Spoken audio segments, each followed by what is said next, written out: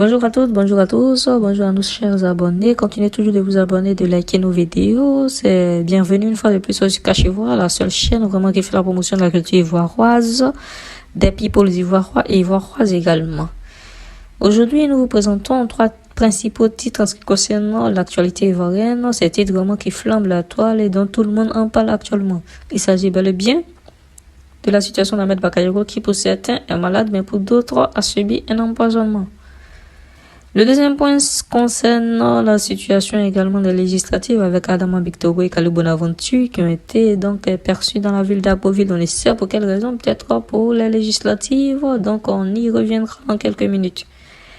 Et le troisième point concerne donc la situation des KKB qui, du jour au lendemain, a des idées comme ça d'aller rencontrer le président Laurent Gbagbo à La Haye. On ne sait pour quelle raison, on ne sait vraiment qui l'envoie vraiment, parce que là, on a vu quand même sur les réseaux que le président Alassane Dramane Ouattara lui avait dit d'aller voir ses ex-compagnons, le président Laurent Gbagbo et le ministre Charles Blé Goudé.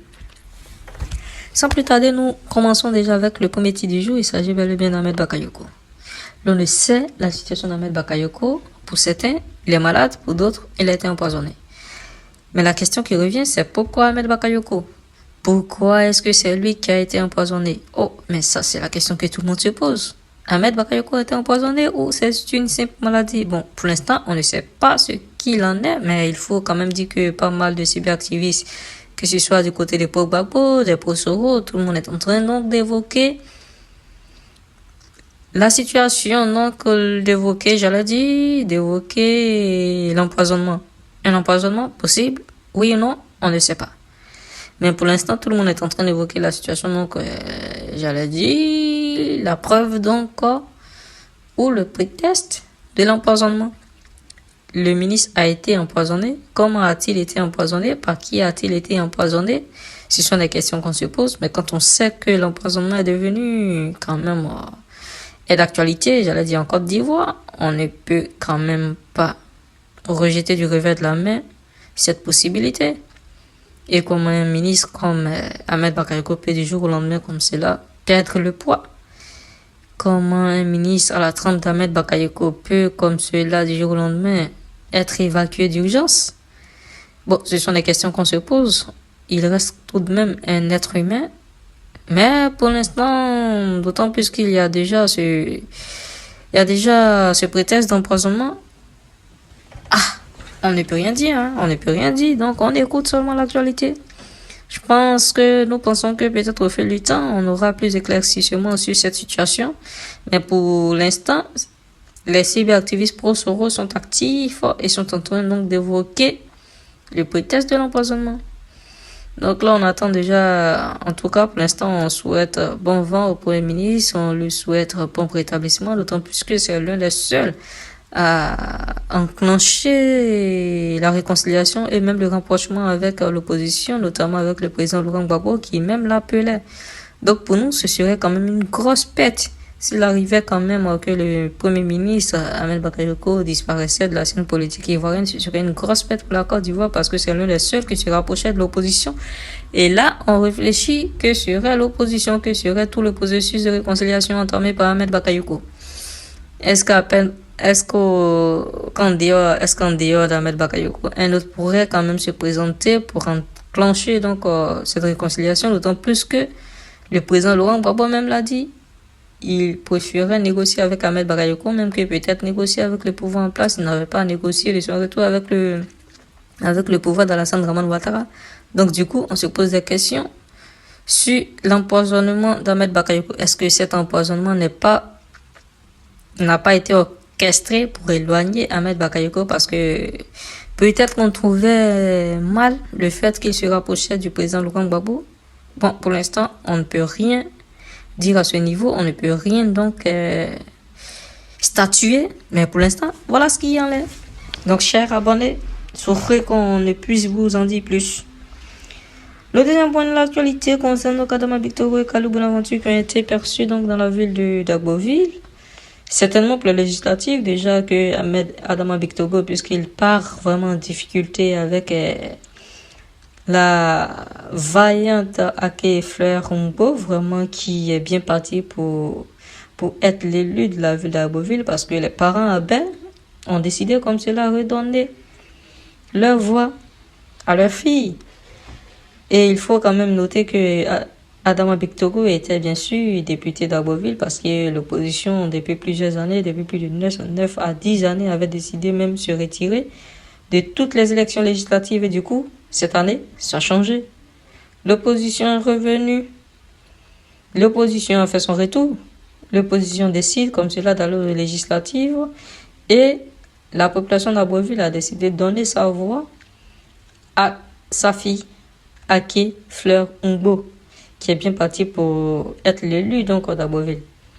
Donc en perte de trajectoire, en perte de direction, en perte même de voix, en perte même de crédibilité, Adama Bictogo a décidé peut-être déplacer Kalou Bonaventure pour essayer quand même de toucher un tout petit peu la population d'Arborville, histoire un peu d'influencer la voix. Peut-être, c'est ce qu'on s'est dit, peut-être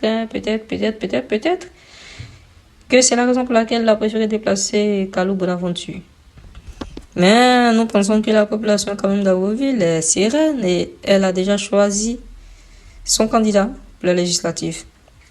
Le troisième point du jour concerne donc KKB. Oui, KKB, certains on se dit, mais que fait KKB donc dans ce fil d'actualité? Oui, KKB, parce que KKB a décidé d'aller rencontrer le président Laurent Gbagbo. Oui, il a décidé d'aller rencontrer le président Gbagbo.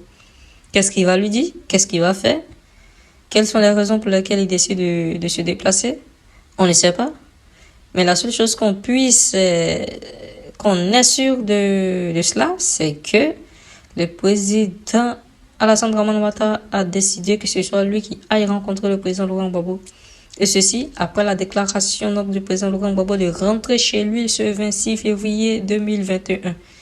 Peut-être encore que le président Alassane Dramane Ouattara a pris peur de cette déclaration. Il a eu quand même peur.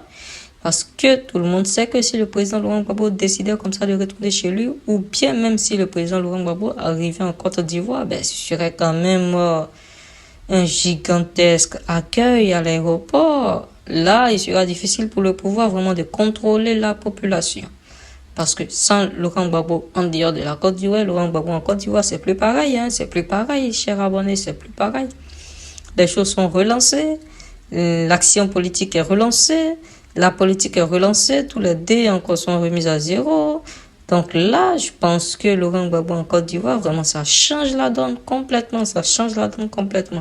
Donc dès que le président Laurent Gbagbo a annoncé son retour en Côte d'Ivoire, Alassane Dramane Ouattara certainement a pris peur. Il a dit non, mais il faut quand même faire quelque chose parce que ce gars, s'il revient, c'est pas du tout bon. Donc il faut effectivement faire quelque chose pour essayer quand même de contrecarrer les choses. Donc il a décidé quand même d'envoyer KKB pour qu'il aille rencontrer Laurent Gbagbo et lui dit tu sais, il faut rester un peu, tu peux encore rester un peu, tu as passé plus de 9 à 10 années encore en exil, mais tu restes quelques mois et puis après, dès que le législatif passe, moi je te laisse rentrer chez toi, je te laisse rentrer en Côte d'Ivoire. Et peut-être que c'est ça la stratégie d'Alassane, il va attendre que le législatif passe avant de faire rentrer le président Laurent Gbagbo en Côte d'Ivoire. Là, on nous avance donc les hypothèses de sécurité, des hypothèses de sécurité, de violence, machin, tout ça. Mais tout le monde sait que c'est pas ça. Le fond du sujet, c'est la peur. Oui, Alassane Dramane Ouattara a toujours eu peur du président Laurent Gbagbo parce que c'est un géant politique. Oui, c'est un géant politique. Et Laurent Gbagbo en Côte d'Ivoire, c'est plus pareil, cher abonné. C'est plus pareil. Donc, il faut encore le tenir loin de la Côte d'Ivoire, peut-être pendant 1 ou 2 mois. Et juste après le 6 mars, il pourra rentrer chez lui parce que là, on a consolidé notre pouvoir. Là, on est bien assis. Là, on a consolidé notre pouvoir. On est bien assis. Donc, il n'y aura plus personne pour nous recaler encore. C'est parti pour les 5 mois. C'est parti pour le 3e mandat. C'est parti pour le premier mandat de la 3e République. Allez, c'est fini pour aujourd'hui. Bye bye.